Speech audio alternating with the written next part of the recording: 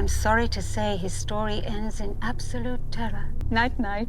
Hello YouTube and people of the interwebs. Welcome back to another Doctor Who video. Now today I'm going to be theorising as per usual because the mysteries behind Mrs. Flood and the snow and a load of other elements of Doctor Who just keep getting deeper and deeper, and I'm incredibly intrigued to see where they go. So join me in today's video as I discuss theories and where I think the future seasons, the future of the whoniverse may be headed. But before I fully dive into that, please feel free to like, comment, subscribe and share. Doing all of those really help me out a lot, and I am so appreciative of all the support this channel has gained over the past couple of months. I've had an absolute blast, nearly daily posting Doctor Who videos, and earning it as an income has been insane. Thank you guys so much. Please subscribe if you haven't already, but I'll stop yapping. Let's get into these theories. First up, the snow.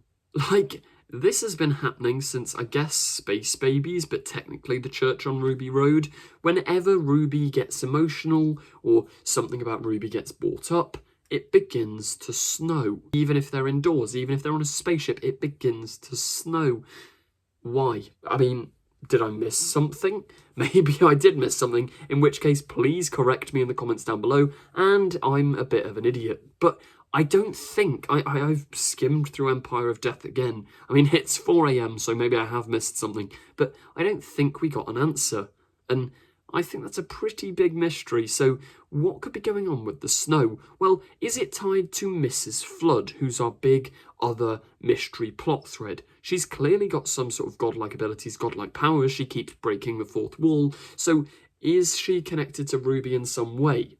We know it's not a family tie because we found out Ruby's mum. Obviously, spoilers in this video if you didn't know already, but we know who Ruby's parents are.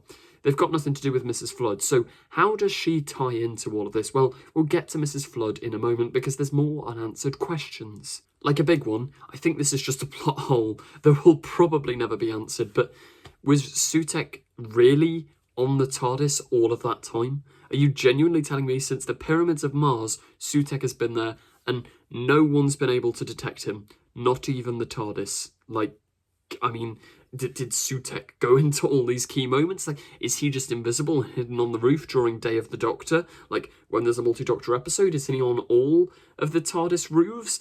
How does this work? And why has he waited? Like, he's the one who waits, but why? Just because the name sounds cool? What's made him wait all this time?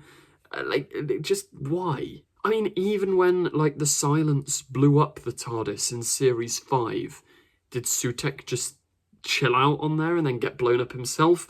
At no point did he sort of step out and go, I'm the god of death and I'm going to stop this play. Like, I just don't understand. Even the 73 yards timeline. Maybe, I guess the best theory I've got is he could have been, like, dormant. He's waiting, obviously he's the one who waits, and he's kind of like animalistic type form. Maybe he was dormant. Maybe he was waiting for the amount of Susan triads to catch up until he could wipe out basically the entire universe. Maybe he was waiting till the Doctor had visited every planet so that everything would just get wiped out, or something along those lines, because why else would he be waiting that long? I mean, he's waited incarnation after incarnation after incarnation to do anything.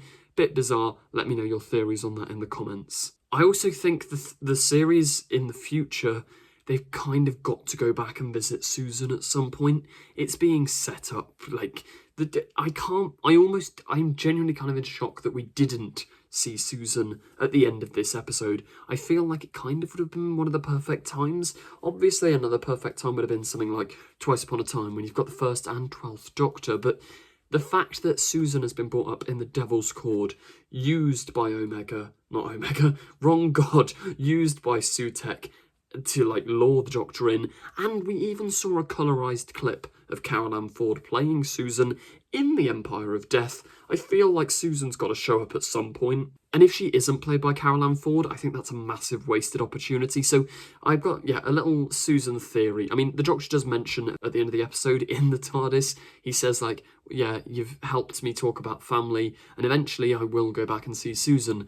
Should have been now, but if it's not now, it's got to happen by the end of the 15th Doctor's run.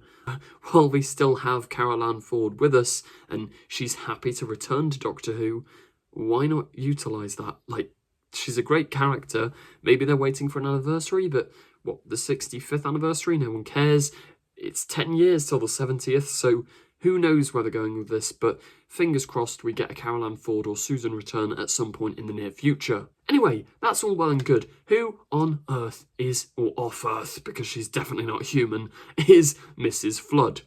She seems to be in a bizarre state of both comforting people and terrifying the ever-living daylights out of them. Like, when she goes up to Cherry Sunday in Empire of Death, I thought, in Legend of Ruby Sunday, I thought, okay, she's evil.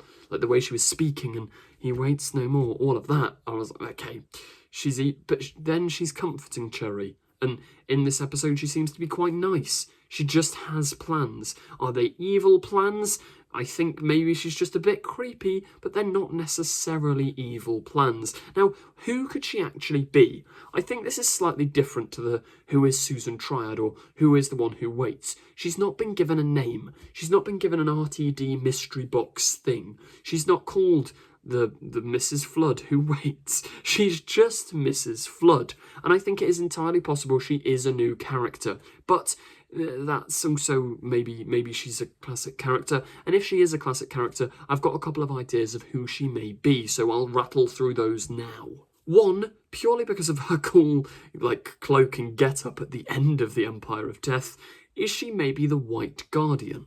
For those of you who don't know, in Classic Who, I think it's originally from a 5th Doctor story, possibly a 4th Doctor. I've seen the 5th Doctor episodes with Turlough, but I think someone commented on one of my other videos there was actually a Black and White Guardian story in the 4th Doctor's era, so yeah, Classic Who fans, correct me on that in the comments. But the Black Guardian is the embodiment of death and evil, not in the same way as Sutekh, just sort of all bad thoughts and bad-natured people. He is like the embodiment of that. And then the Guardian, the White Guardian, is the opposite. So all good and all caring, etc.